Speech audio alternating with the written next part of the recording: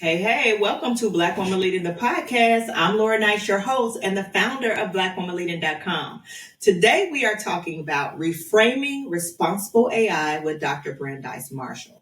Now, if you are in a leadership or management position and you have to oversee people who may be using AI in the workplace, and you want to make sure that you're covering all your bases from ethical, legal perspectives, you need to keep listening.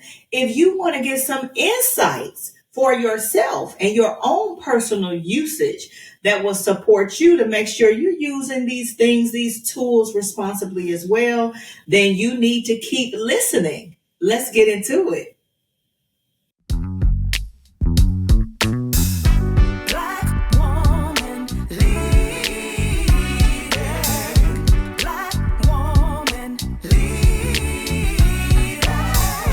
This podcast amplifies the needs and experiences of Black women leaders in the workplace with a holistic focus on three core areas: leadership development, mental wellness, and relationship management.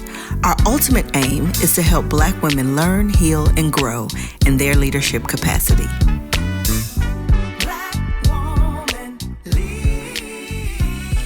Get ready, sis. The Black Woman Leading Live Conference and Retreat is back for our 4th annual event. And this year, we're leveling up. In 2026, we're developing future-ready leaders. Leaders prepared to rise, adapt, and thrive in a world that's changing every single day. Designed by Black women for Black women, this is a one-of-a-kind professional development experience. You'll go deep into the heart work and the head work, the alignment, strategy, clarity, and confidence you need to boldly walk into your next level. This year, we're spotlighting the skills and mindsets that define future-ready leadership, navigating disruption, leading through change, anticipating opportunity, and adapting with resilience and vision. Whether you're an emerging, mid-career, or senior leader, this space was created with you in mind. True to our cultural roots, we learn in community, across generations, across experiences, and across our shared brilliance. You'll be surrounded by Black women leaders, coaches, and experts, including direct learning from yours truly as the creator of the Black Women Leading programs and podcasts. If you are ready for transformation, if you are ready to expand your leadership and your wellness, if you're ready to prepare not only for what's now, but what's next, then you belong here. Join us at Black Woman Leading Live, May 11th through the 14th in Myrtle Beach, South Carolina. Save your seat at www.bwlretreat.com. Your future-ready leadership journey starts today. Hey, everybody. Today we are talking about reframing responsible AI with Dr. Brandeis Marshall. Welcome, ma'am. Oh, thanks for having me. I am very excited to be here. Yes, and we are excited to have you. So I'm excited to get into this topic. But first, everybody, if you've been listening to us for a while, you know we got to get the official on our guest expert today. So let me go through her bio for you all. So Brandeis Marshall is the founder and CEO of DataedX Group, a data and AI governance consulting agency. Formerly a college professor, she speaks, writes, teaches, consults, and about 5 million other things on how to move slower and build better people-first technology. Dr. Marshall helps cross-functional teams close gaps amongst data strategy, human decision-making competencies, and AI adoption activities. She guides them in effectively executing responsible AI and data tactics and implementation. She also founded Black Women in Data, which is how I met her. We'll come back to that in a second. In 2020, to broaden awareness, support, and retain senior level Black women whose expertise intersect with the data industry. Dr. Marshall is the author of Data Conscious, Algorithmic Siege on Our Humanity, co-editor of Mitigating Bias in Machine Learning, and a contributing author in the Black Agenda. She holds a PhD in Master of Science in Computer Science from Rensselaer Polytechnic Institute and a Bachelor of Science in Computer Science from the University of Rochester. Dr. Marshall recently obtained her EMBA from Quantic School of Business and Technology. And you all know I say it every episode. They're not here if they don't have the receipts, honey. And Dr. Marshall has the receipts, yes. So how we met and how we get to this episode. So Yeah. was it 2 years ago already? 2 years Oh my ago, God, I it's think. been 3, girl. 3 years, man. So 3 years ago, I had the honor to be a speaker at her Black Women in Data conference. And I just have to shout out Black Women in Data because we have a lot of our Black women leading, quite a few Black women leading who are also part of the Mm-hmm. Black Women in Data family. Mm-hmm. And I went to her conference. And you all, such a vibe, so in line with what we do. Yeah. Community, bring your authentic self. You're going to have a little kiki. You're going to learn. You're going to eat real good. You're going to do a little line dance, a two-step something. You're going to do Um, something. you're going to do something. But I And it's had grown women conversation. That's grown the women important part. Ain't no children conversation. here. Ain't no children here. So I had a time with them, okay? Just loved it, had a time. And since then, that's really how we met. Since then, have just been such a fan of hers. We've crossed paths as speakers at other events Yep.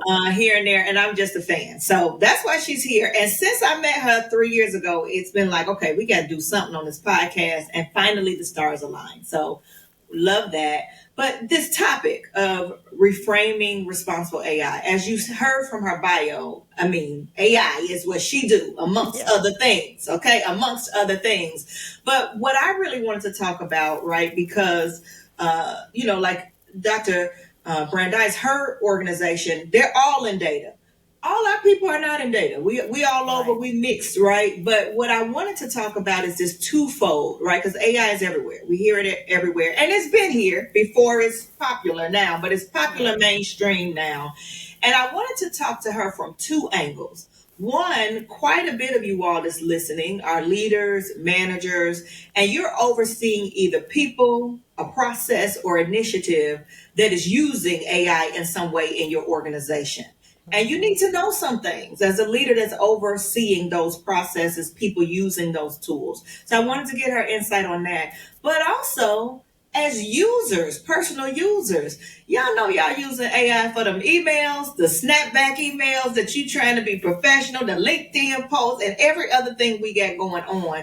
So Yep. we need to know some things about responsible AI usage as just consumers and users of AI. And who better than Dr. Marshall to come through and walk us through that. So that's a little bit about the inspiration for today's episode and how I want you to have your ears perked up as you're listening to the wisdom and insight that she's going to share with us today.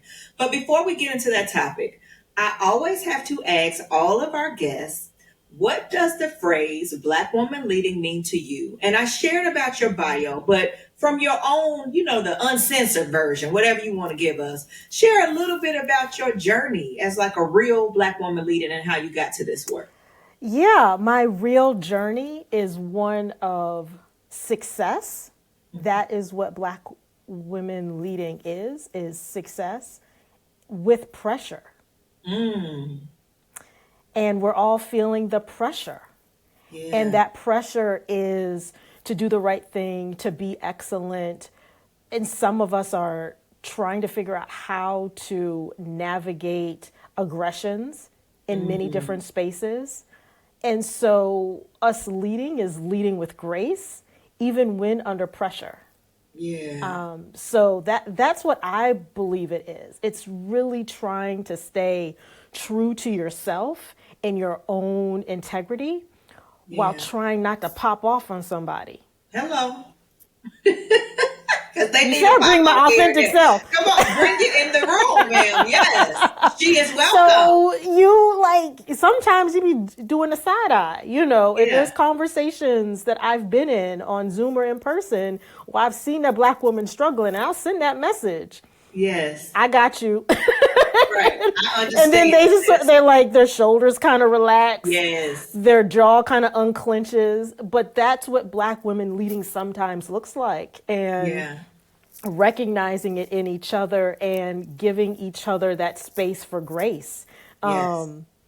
And then continuing to pursue whatever Yeah. is the dream and putting that dream into action. Yeah. Because I we love it. stand up for us. Yeah. And everybody else too, sometimes. And everybody, but I'm concerned about us. I'm concerned about us. So, got it. Black I women get leading. Got it. everybody else. Okay, I got y'all, but not really. Yeah. Yeah. Us, us Yes. first, and then I worry about everybody else a little bit later.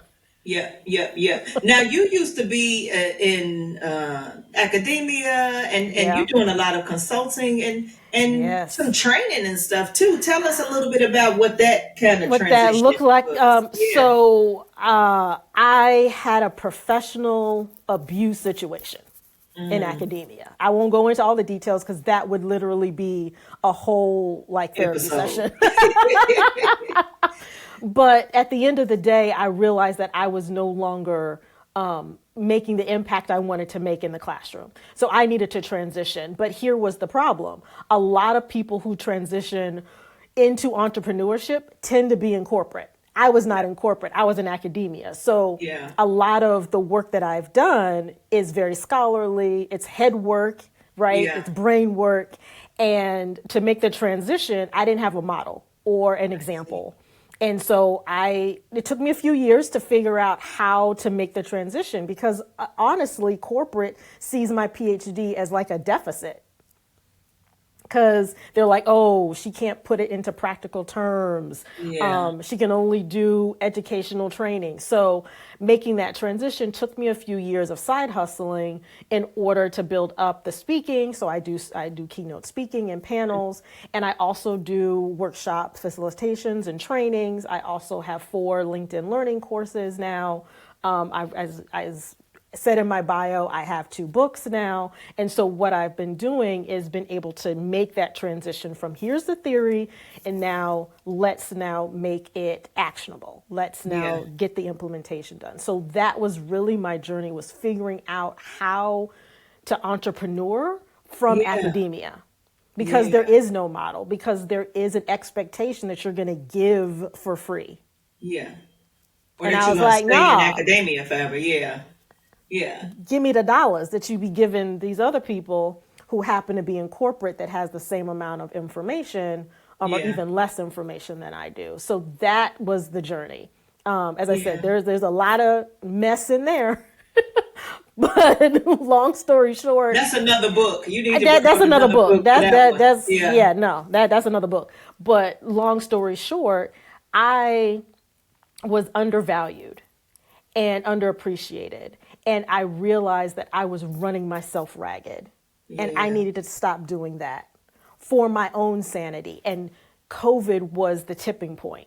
I was Yeah. already thinking about it before COVID. I had actually started DataedX before COVID, about 2018. But I didn't really go serious until COVID. And I started seeing how students were being treated and how other faculty were being treated, and this was happening across the country, and I was just like, this no, Enough is enough. Yeah. I'm of the big age where this doesn't make any sense and Yeah. I need to move out. And it was the best decision that I made because Lord it be what's happening in education right now, Man. hunty, I would not survive. I would Yeah. have popped off on somebody. Yeah.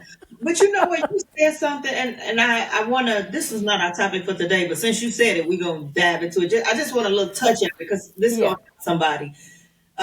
You talked about like this, your PhD being seen as a deficit and people thinking, oh, she's just going to be up in the clouds of theory and we need practical strategy and all of that.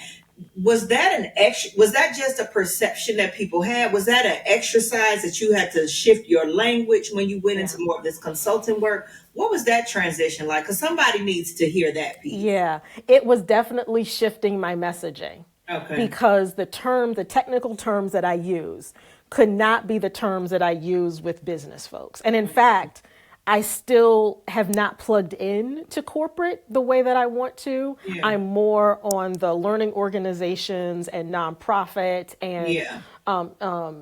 small and medium sized organizations where they need the expertise or an advisor. Yeah.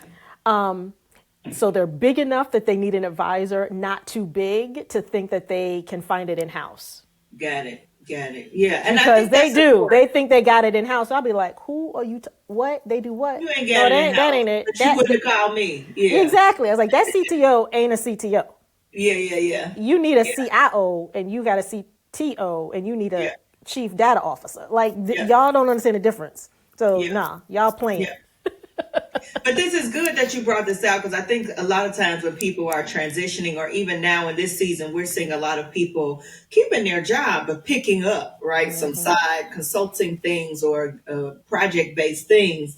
That there is a skill set in learning how to transition or to translate rather your skill set, your expertise to these different audiences Yeah. that where new opportunity can be for you. So I just think there's a little Yeah. lesson there that for people. That's a whole nother episode. That's a whole nother episode. Okay, but let's get back on track with responsible AI. Before we start getting into policies, practices, recommendations, all of that, how do you define responsible AI?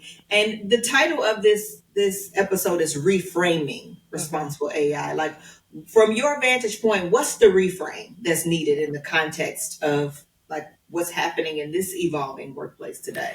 Yeah, so responsible AI has typically taken on a definition of how can AI and data tools, platforms, and systems be used to benefit society, right? How can we think through and be more thoughtful and more intentional about how we use all of these new technologies? Right. That's the conversation. That is the general definition. Now, the way it's been operationalized over the past 3 to 4 years has been very techno-centric. Okay. And what I mean by that is like, oh, responsible AI, there's a framework, there's a checklist, there is algorithms that you can insert within your workflows, and then boom, you are going to be able to now say you are responsible in I your see. AI use. I want to reframe that and say, that's not it. We're not trying just to add tech on top of tech. No. We need to ensure people are inserted in every single piece of the workflow. So Yes. my definition, my reframe of responsible AI is to move slower and build people first technologies. Okay. So not to move Cool. fast and break things, because we've seen all the brokenness. Yeah. And Oh that's a yeah. common refrain we hear in the business where move fast, break things, move quickly, that kind of thing. Yeah. And I'm saying no, we need to center context. We need to center thoughtfulness. We need to center knowledge. There's so much buzz and so much excitement and hype around all Yeah. this data and all this information, but no one goes to the next stage of that conversation. There is knowledge, there is insights, there is value, there is impact. Yeah. This is, of course, I'm talking about a theory, right? Yeah. Data turns into information, that turns into knowledge, that turns into insights, that turns into value. Value then becomes impact. That's all a theory. But how do Yeah. you operationalize that? AI is really great with data and information. It does not have knowledge. Yeah. That's the It people does part. not do insights. Yeah. Honey, it does not bring value. Yes. And nor does it provide impact outside of the bad stuff. Yeah. It's a data point. That's all Yeah. it is. But people are part of the rest of that theory. So how can we get more people to start to Love it. really critique AI so that they can be more intentional about how they use it and where they use it and when they use it? Yeah. I Because it love can't that. be everywhere and do well. We've Yeah. seen that. Yeah. Yeah. It's better used in some places than Than others. others. And Yeah. some people use it better than in others. Yeah. So we know, many people want to get on the wave, and I've shared this story a few times on the podcast. This was maybe, I feel like this may have been around the time I spoke with women in data. So this is what, maybe 3 years ago, 2.5, 3 years ago. and I was the chair of a future of work conference for L&D leaders. So all of the audience there were learning and development, chief people, executives, learning and development executives. And we was talking about the future of work from the learning and development. I was the chair and the MC and all of that. And it was whatever this year was the year that like Chat GPT was really Yep. getting infused in organizations, and people were scared. Lots Yeah. of fear of, is our proprietary data going to be, is our employees going to use it the right way? And so at that conference, several sessions about that, because it was like in June of that year. And the general tone was fear, how to protect intellectual property, how to monitor employees. That was the tone. A year later, at that same event, the sessions was like what we're doing, case studies of what we're doing in AI. And it was like, teach me. I mean, total 180, as you will, right? Yes. And I feel like, of course, it's continuing to evolve, and that's been maybe 2 years now. So we know a lot of people want to use AI. Their organizations have embraced it. They've created their own little mini internal proprietary AI things. But for our audience, Black women who are managing teams and projects, right? What are the essential concepts of like AI literacy that you feel like they need to know as they are in leadership and sometimes, thrust into overseeing some of these different initiatives? First, I want to give a prayer to them because I hear a lot of what goes on as an advisor on several projects. So I feel your pain. I think the main conversation, when you are leading a team, is to step back and listen to the people in your team on what they're using it for. Yeah. No shame, no judgment. Right? So I think there is this notion that you as the leader have to lead them in the AI adoption activities. And I think you need to be more like a peer. Okay. Because there's a lot of tools that have a lot of features, and everyone is kind of like a squirrel. They kind of go to whatever is the shiny object of the week. And so your goal is really to be like, wait a second, what are fundamentals that we need to know as a team? And so I would say do not concentrate on the tool or the platform or the system. Concentrate on what are the fundamentals. In your discipline, what fundamentally should be automated? What fundamentally should not be automated? Start there. Okay. Because the tools are going to change. But the functionality of what you want those tools to do will not. Because your workflows are not really going to change. Yeah. From year to year, they're not really going to change.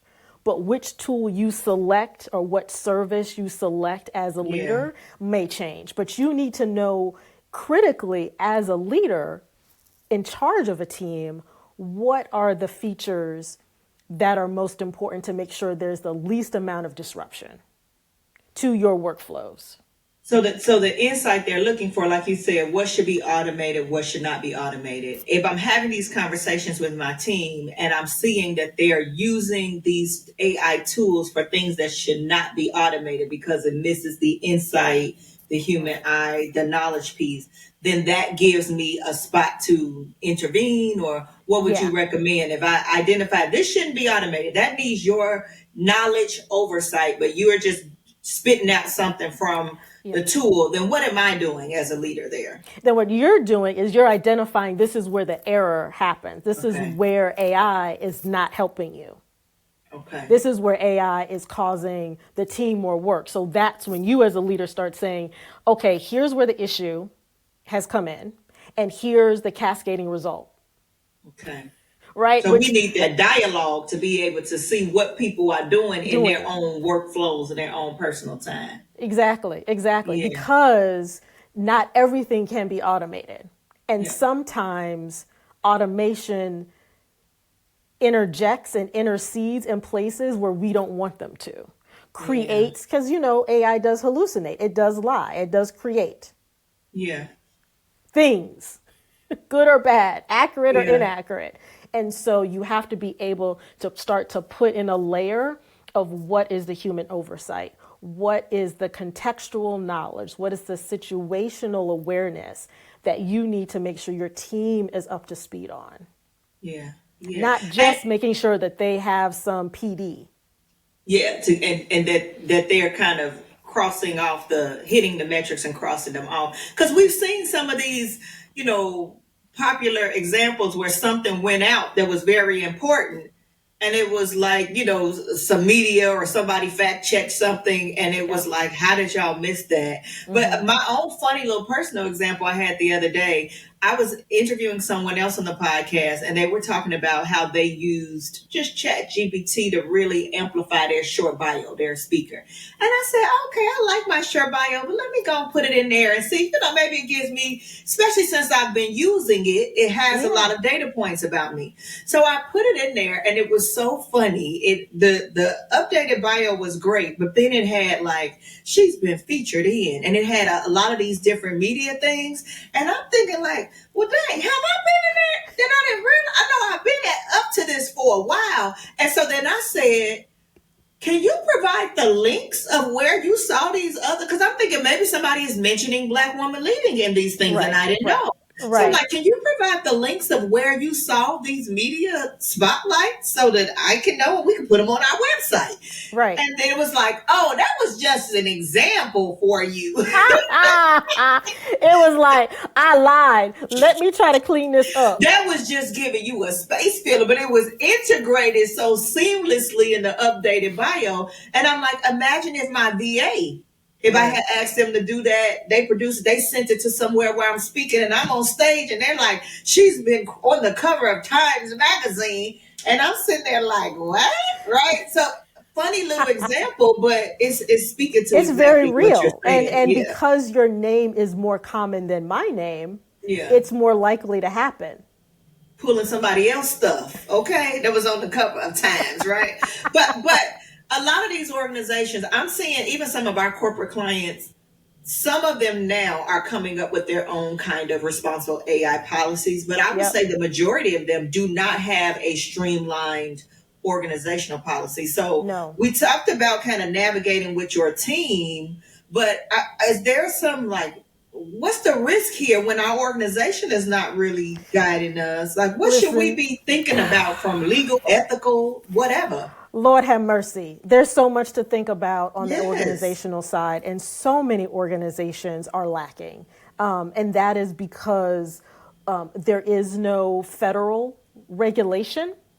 So a lot of corporations, a lot of companies are kind of handcuffing themselves because they're going to their legal team. What is our liability for Yes. using these AI, and data tools and services? And legal is like, don't touch it because there's not any federal regulation. Precedent. There's no precedent. Yeah. There might be some liability that could be punitive, like sanctions, like penalties. There's no one knows. Yeah. So a legal person is going to be very conservative. I see. But in reality, people in the organization are using these services. Contractors and vendors of the organization are using these services. So there has been a bit of a push for organizations to create at least some type of policy as far as AI usage. I see. And so organizations want to know if their team members, so their W-2 employees, as well as their contractors and vendors, are using AI and to what extent. They have to be transparent. So most organizations have some type of policy language around that. Now, there's not a lot of reinforcement. So unless a person asks, did you use AI with this? People aren't going to tell them. Yeah. So that's part of the issue with policy, is that it's great as a veneer, but again, it's not enforced, right? Yeah. But there is a lot of gung-ho-ness from the leadership, especially the C-suite, because they want to be able to be in on the AI investments and get that ROI. But the data is showing, the research is showing that 95% of these AI investments are not producing ROI. And that's a recent study out of MIT.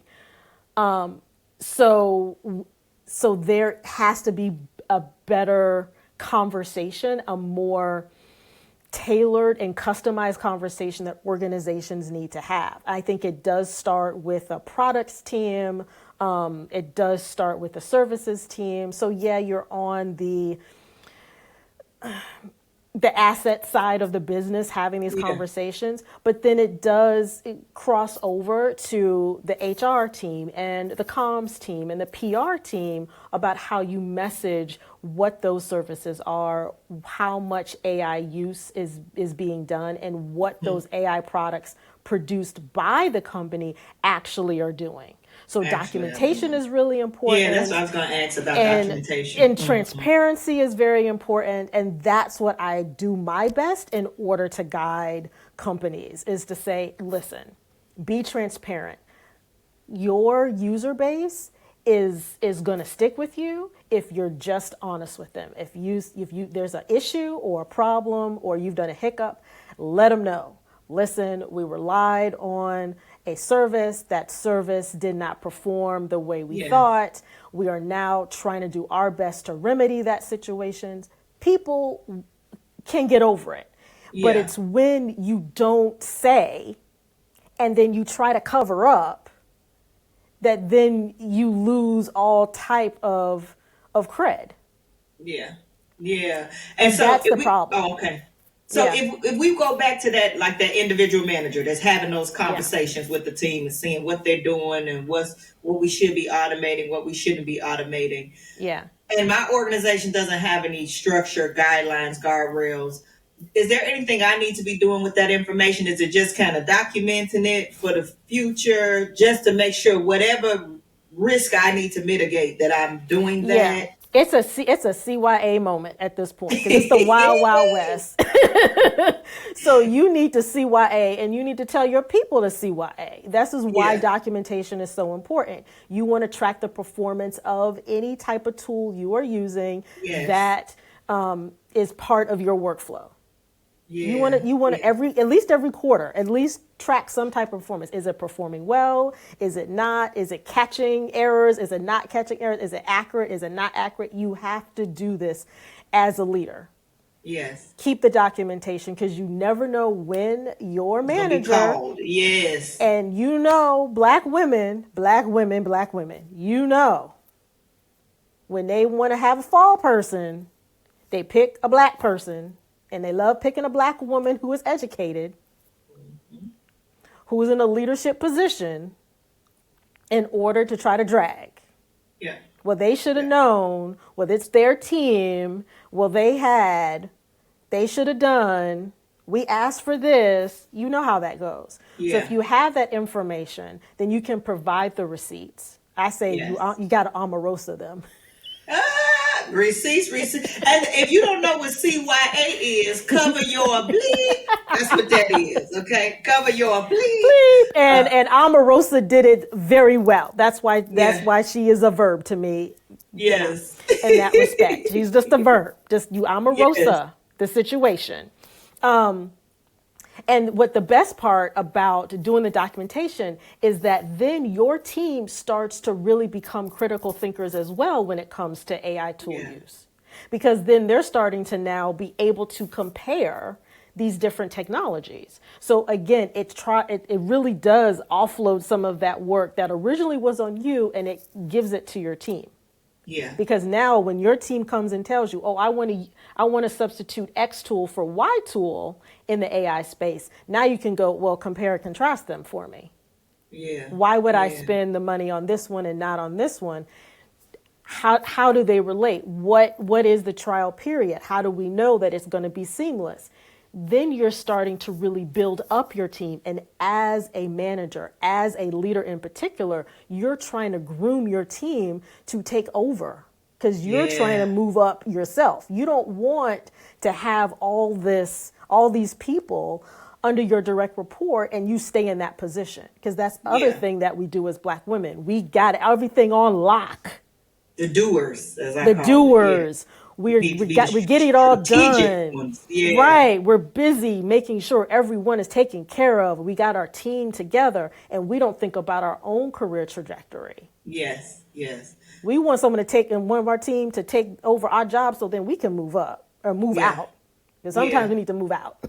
Yeah. But I love the way you're talking about this documenting to speak to being able to move into that strategic, because then you have some language to really have a conversation at another level about what my team is doing, using, seeing, that can then become a value add to the organization or other departments who may not be documenting how their team is using, the AI tools. Yeah. And then the next level after the documentation, here's the real tea. I'm telling you the real tea. Come on, give us a tea. The real tea is to now connect that documentation to the KPIs that you have. Because now you're showing direct connection of how AI use or non-use is contributing toward the bottom line. And how your team is now contributing certain percentage to the bottom line of the organization. And you're outperforming outperforming your peers. That's good. Now that's the tea, baby. That's when you get to be able to ask for some things in a different way. Right. This is when you get to now decide, do you want to move up? Do you want to move out? Who are you grooming to take over? And then you now have a list of what your value is in the marketplace. Yeah. Good stuff. Okay, I want to switch to our personal usage in a second, but I do want to ask you this, because you are, navigating through all types of organizations. Are you seeing what particular AI tools or services that you feel are like heavily used, but like under leveraged by teams? Like, is everybody's using it, but they're not using it to the full capacity, that kind of stuff. Okay, this is an easy one. This is an easy one. Those AI note takers. That is heavily used and so underutilized. Wait, say it one more time. What is it now? The AI note takers. The note takers. So everyone gets on these calls. They could be Zoom, they could be Teams, they could be, Google Meets, whatever. Phantom, Firefly, whatever. And they have the transcript, they have the AI note taker create the summary, the call to actions. It gets sent out and it goes into the digital debris abyss. Not debris. Debris abyss. Abyss. Oh, Lord. Okay, it is literally just flying in cyberspace, right? Yeah. You don't look at it. You might look at it once if something important with an action item, and then the rest of it it don't even die. It's just dead. Dead on arrival. It really is. Yes. These are gold. If you're going to use it, now, there's pros and cons to using them because, again, sensitive information from the company and all that. So there's some ethical issues that you have to be wary of. But if you are using it, then make sure that you are connecting each individual summary report. And how is it connecting, again, to the KPIs of your department? Again, I'm telling you the real tea. Yeah. Okay. Free game. Because it creates a story, right? It creates a story that we can use the real tangible. I'm even thinking about, a lot of organizations are in their performance management, their performance evaluation period now, kind of November-ish through January for a lot of organizations, October through January.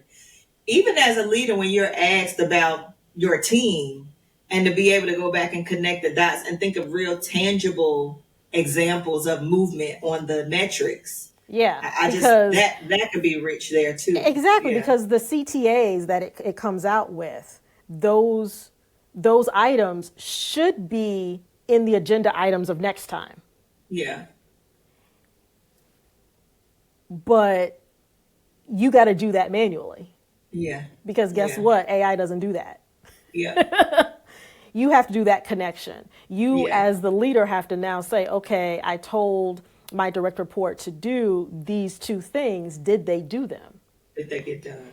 If they didn't get done, then they'd be on the next. And then you, as a leader, when you're doing that performance eval, you can now see, okay, I asked a person to do it for, oh my God, all these check-ins, and they never did it. Yeah, Now you have documented proof yeah, to then take to your manager to go, I think I need to write a PIP, a performance improvement plan yeah, for this particular direct report. yeah, And now yeah. you Lots of have, ways. and there's lots of ways, and that's, punitive, but you also can say, hey, I told the person to do A, B, and C, and look, of all the check-ins, they did A, B, and C each time. I now have enough evidence to now say, go to my manager and say, hey, this person deserves a salary bump Yeah, or a merit bonus or yeah. a promotion, and here's my evidence. That's good. Yeah, that's really good. Real tea, but y'all not Real using it. tea. Y'all Yeah, just let real it fly tea. in the abyss. Yeah, or it Just sits in the inbox because now they auto email it to you. All the right. different tools auto email it to you after the meeting. Yeah. Well, I think you have already provided some insight and some context for what AI can't do, right? The insight, the knowledge, but we hear it all the time. I mean, I heard it in the grocery store line the other day with the self-pay kiosks and all this kind of stuff, right? Yep. Yep. So AI is creating some anxiety for people in Yeah. workplaces. There's this fear of automation, replacement, and I mean, Yeah. some of that fear is real because some of these jobs the computers will do, right? Right. But is there for our leaders that are here and listening? From your vantage point, especially pushing this people first kind of technology work that you're doing, how can leaders build kind of some psychological safety around AI, especially for those team members who fear, automation, replacement? Will my knowledge and insights even be valuable anymore? Yeah. Any insights you have on that? Yeah. There's first I just want to say that the AI hype is real. Yeah, And the anxiety over what your job is going to look like will change. That yeah, part, I believe, is real. Your knowledge, your lived experience, your experience in the workplace can't be digitized. So please don't have fear of that. Your ability to navigate through different departments to get a particular task done is something that AI won't be able to yeah, mimic. What AI can do for you, though, is help you with shortcuts to your own workflow process. yeah, Now, there's a lot of different data analysts, there's a lot of different HR people, there's a lot of different people analytics professionals. There's societies around these different position titles, but yeah. everyone does it a little differently because everyone has a unique sauce, right? The little Yeah, yeah, flavor, yeah. Flavor. that Yes. flavor you put on it, that is what you need to concentrate on honing in on, and then identifying where AI could help you, right? Yeah. So for instance, let me give an example. So one of the things I've been told I'm really good at is making these AI and data topics snackable. Easy, Snackable. I love that. snackable, easy to understand. I'm not trying to talk to you like you're five. I'm also not trying to talk to you like you got a PhD in computer science. Right. I'm just regular. I'm just regular Right. talking to you about it. Right. But sometimes I have a hard time with the lingo because there's so much jargon that I know that I try to be like, oh, I don't want to use that word. Yeah, yeah, yeah. So what I'll do sometimes is I'll write out. I like writing. versus the oral. So I'll write it out, and then I'll use like a chat GPT in order to then say, rephrase this for someone with a high school education. Okay. Just for me to go, okay, what are different words, right? So that I don't start using the same words or use words that people maybe are not very familiar with. That's good. So that's what I do. I use it for that purpose. And I'm trying to use it more, even though I'm like, oh, environmental justice. I know. There's all these things. It's all these things that I think through. But I was like, no, I need to at least try to use it in a way that is not exploitive, but also is very targeted. So I do the first draft. I then have ChatGap. I call it ChatGap. Use a second draft. And then I modify, right? So to refine, it's part of your refining process. Yeah, it's just a way, right? And I don't use it all the time. Sometimes I'm like, nah, I don't need it. I'm good with my own words. I also don't use it for my own posts on LinkedIn. Okay, it's me. I write all the things. So if it does well or flops, that's me. And so I do my best in order to balance that out. But as a person, for your own personal use, I do try to use it as a way for refinement. So it's more of a help mate. Yeah. It's not my first go-to. And I think that's where people get discouraged, is because they think it's supposed to be the first place they go. And I suggest it not be the first place, but the second or third place. Yeah, that's good. But yeah, I really hear it's going to replace my job, or my job I don't really have to work so much at my job because I can just use whatever AI tool, Copilot or whatever instead. And I really try to say, no, do the first draft yourself and then put that into one of these generative AI systems, and really know the distinction between the generative AI system versus like the machine learning and predictive system. So really understand, are you trying to just augment what you're doing, or are you trying to have generative AI do all of the heavy lifting? Yes. And that's where people get in trouble, is when generative AI is doing all the heavy lifting. So I know I sort of answered your question. What you're going into this last one. I wanted to ask you on this before we transition to one or two of our season's theme questions. But when we use AI personally, and you kind of hinted at it, like not making this the primary go-to, not replacing your own mind, intellect, thoughts, ideas. What is that? We talked about from the organizational perspective. What else would you add to when we're using it for drafting, brainstorming, planning, productivity? What does responsible personal AI usage look like?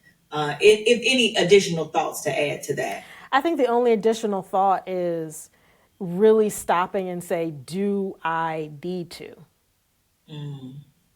Would the benefit of me using this tool be more than if I don't? Yeah. Ooh, because what I found, especially in the early days of generative AI, when it became public, 2023, 2024, was that I was spending more time on the prompt engineering. I was like, to get it just right, right. Yeah. I'm like, I need to tell you all these words. I need to give you all these phrases. And even now, I'm still like, okay, my prompts are very long. Mine are like a paragraph. And then I'm like, well, that one piece, but the rest of it, why don't you change that too? And I could have did it myself. Right. And so what I found was that I was taking more time to figure out the prompt than I would have just done it myself. Yeah.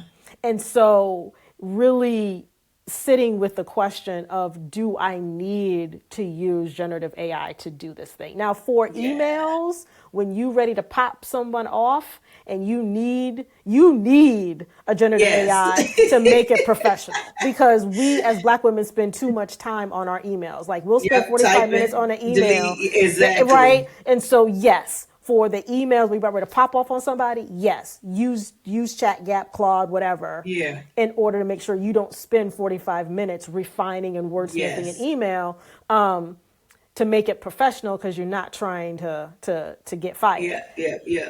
But there are other times in your personal use where you're just like, I could just, and then you're half an hour later, you're still prompting because Yeah. you You could haven't have quite got it done written right. things. The Yeah. words aren't really working. You haven't got the order. It's not in a bulleted list, or it's in a bulleted list and you want it in a paragraph. Like Yeah. all of those machinations, your brain is working in a way that is unnatural to it. Yeah. That you could have Yeah. just done it yourself in 30 minutes instead of for spending 30 minutes with prompting and still not happy and spending another hour reworking it. Yeah, that's a good takeaway for me personally. Like, what I'm pulling is before I use it, do I need generative AI to do this, or has it become a default? Right? Because I'm looking for Right. efficiency, but Right. it's really ain't efficient. It really not efficient. And When that's we, what, yeah, and going back to companies are also dealing with that problem as well. So yeah, as we're personally trying to decide, like, do we need to use it? It's very yeah, much back in the day when Google came on the scene, everyone was going to Google for everything. And yeah. the question was, do you really need to Google that? And it was like, no, I don't really need to Google how to spell something. But that's what Google became, was everyone's spell checker. Yeah, and now it has evolved. So we will see even our usage and our relationship with AI evolving when it is not so novel, right? I Yeah, think yeah. we'll And see it people are evolving realizing it's too. not really novel, it's regurgitation. Exactly. Yeah. They're sometimes fitting and sometimes not fitting for the Exactly. occasion. Like it's Yeah. okay if you don't use it. It's okay if you do use it, but just don't be Put some reliant. thought to it. Put some thought to it. But Yeah. I please, love it. please, please put some I thought love it. into Okay, it. I got to transition to ask you Okay, some of okay. our seasons thing, but is any final thoughts you want to leave on reframing responsible AI before we go to our season? Nope, let's go ahead and transition. You said Otherwise, we I heard did that. So I said what I mic drop. Okay. Okay. So we always want to have a couple of moments for our season theme questions because outside of your brilliant brain and expertise on our topic today, you are a real Black woman leading in a possibility model for the people that's listening. So this season, our kind of undercurrent is leaning into joy. And it's really about how do we create intentional opportunities for more joy in our lives, to feel alignment with joy in our lives, and all of that goodness. So, you have gone through different iterations, right, of your career as a leader, as an entrepreneur. What does leading with joy look like for you in this current stage of your career? Oh, this is an easy one. It's being able to wake up at 9 a.m. and not have a meeting till 11:45. Come on and reclaim your time, okay? As a faculty member and particularly as a department chair, because I did that for 2.5 years. Ooh, Yeah. Lord. Ooh, that was a time. Let's share. But Lord Jesus. My time was not my own. Uh, I had to prep for class. I had to grade the assignments. I had to negotiate alums. I had to negotiate corporate partners, especially as department chair and as faculty. And so the moments of joy for me are being able to wake up, look at my clock, and go roll over. Listen, And I'm go not feeling it. Get somebody else to do look at my it. schedule and go, oh, I don't have a meeting till 11. That's right, because I told my EA, don't schedule nothing before 11.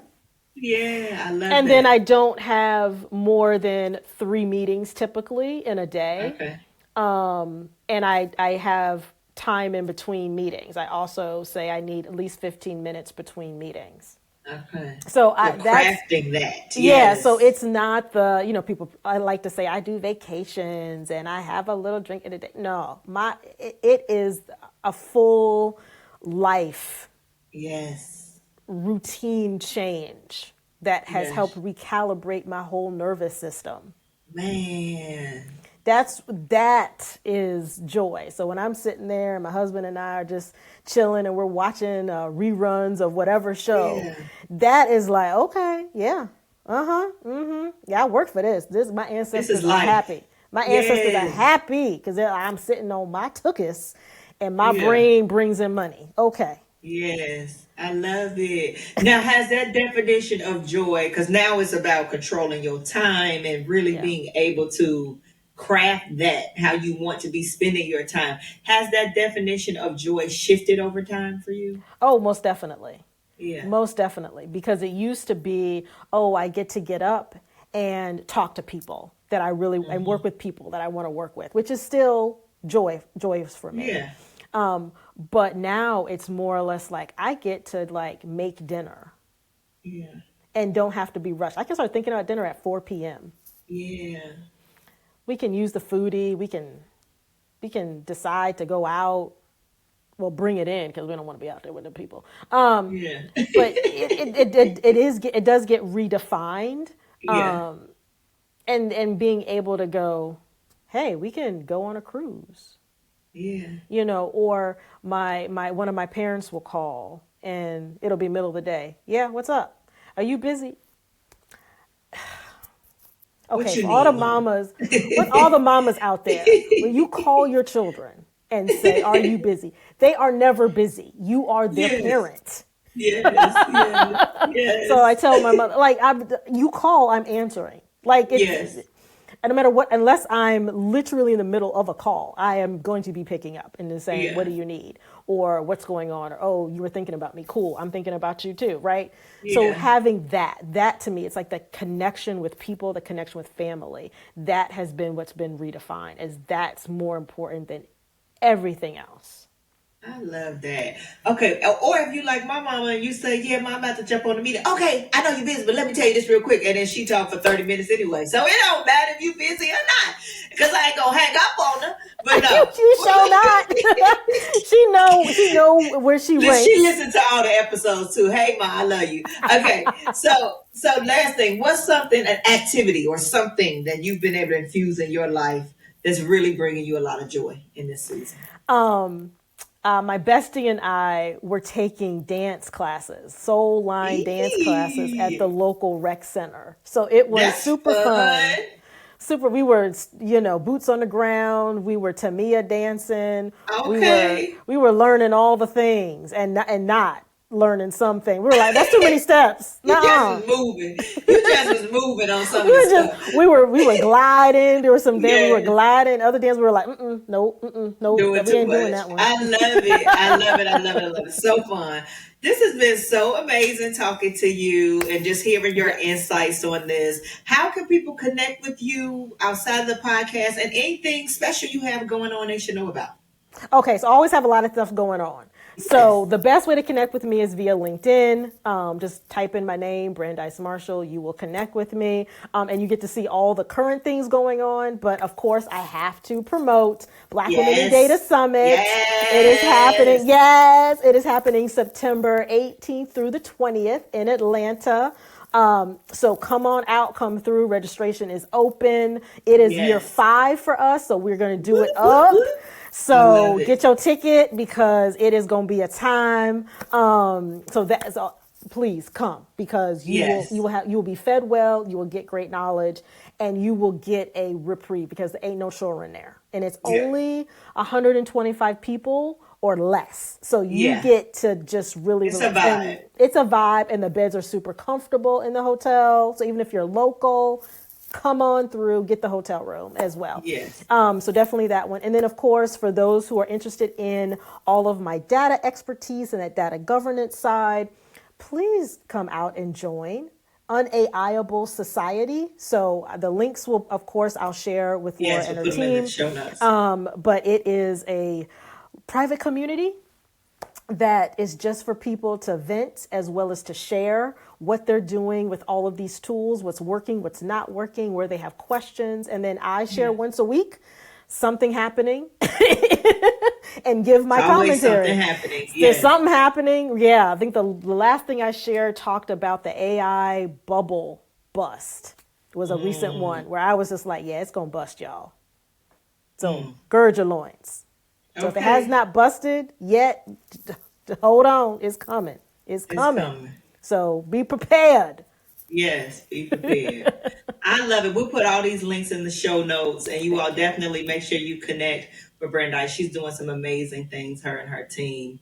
And she is also a diehard supporter of Black Women Leading. So we love Yes. people that love us, okay? I be So sending people to y'all all the time. Like, you know about love. listen. I love it. I love it. I love it. We appreciate you. All right. So if you have been listening and you found some value in this, share this episode with your community, with your friends, with your family, with your colleagues. We are on all major podcast platforms. You can also check us out on the Black Woman Leading YouTube page at Black Woman Leading.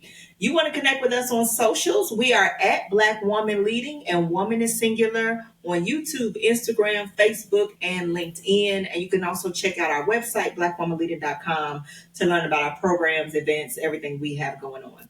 You want to connect with me personally? I'm Laura E. Knights. LinkedIn is the best place to get me, but I'm also on IG. And then finally, if you want to learn about our corporate work that we do inside of organizations to help them strengthen their leaders and teams, check out our corporate site at knightsconsultinggroup.com. We would love to connect with you in any of these ways. And until next time, be well.